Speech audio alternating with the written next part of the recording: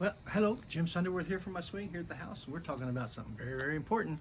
We're talking about how Moses is up in the mountain getting instructions from God, how he's going to dwell with tremendous success with the children, his children. In other words, his first son. Actually, in Exodus 4 said, "Get my first son out of Egypt, bring him, and then we're going to make a great nation out of them." And now they didn't know much about God, but he's getting ready to tell them through Moses exactly what he expects and how they will live their life. And it's a wonderful thing. We've been talking about the fact that we've been talking about the temple and how he put it together to represent the Godhead. And that's what we talked about yesterday. We wrapped it up. But now we're going to talk about, you see, he's going to minister to them through the tabernacle and through the priesthood. So what about the priesthood? How important is the priesthood? What is the priesthood all about? How did they get chosen? How did they get consecrated? And how did they function as a priest? So that's what we're going to talk about here for just a few minutes. Anyway, the priest, it starts out here in chapter 28 of Exodus. He said, "Now take Aaron your brother and his sons with him from among the children of Israel, that they may minister to me as priest, Aaron and Aaron's son, Nadab, Abihu, Eleazar, and Ithamar, and ye shall make them holy garments, and ye shall speak to all who are gifted artisans." Now listen to what it says, "and whom I have filled with the spirit of wisdom, that they may make Aaron's garment." In other words, they were anointed artists to make these beautiful, beautiful garments. So there's an anointing for not just singing and not just preaching, but there's an anointing that comes on to artists to create the most beautiful garments for the priest. And these garments which they shall make: a breastplate, an ephod, a robe, skillfully woven tunic, turban, and a sash. And also the undergarment. We'll find out later.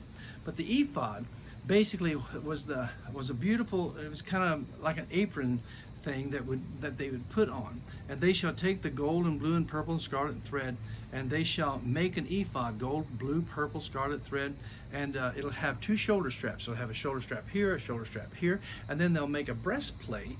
Now on the shoulder strap was two onyx stones, and on the stones were 6 on this side, 6 on this side, of the tribes of Israel. 6 tribes here, 6 tribes here. In other words, the priest would carry the children of Israel on his shoulders. He would carry them. He would carry them to God. He'd carry God back to them.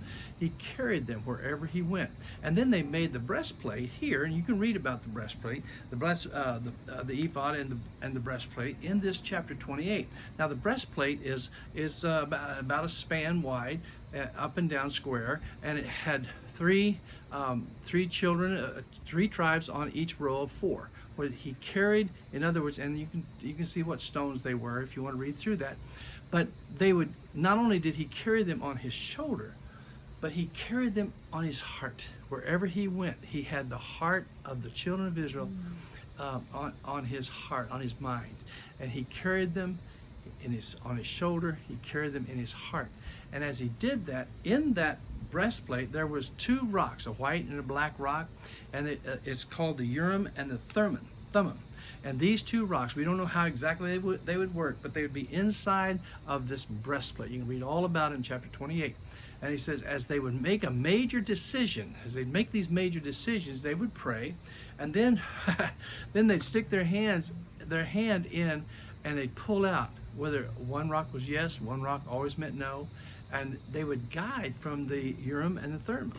And so these rocks, what a mystery it was, but God used it in the breastplate of the heart, the breastplate that was over the heart of the high priest. And as he would pray, he would pull these stones out to get direction. So it was very, very important. Now, one of the most important things of this was the robe of the ephod.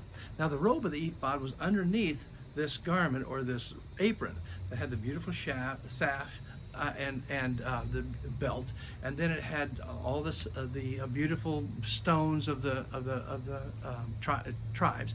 Anyway, so the robe of the ephod was blue. It only had a hole to come over the top, and at the bottom there was a bell and a pomegranate, bell and a pomegranate, bell and a pomegranate.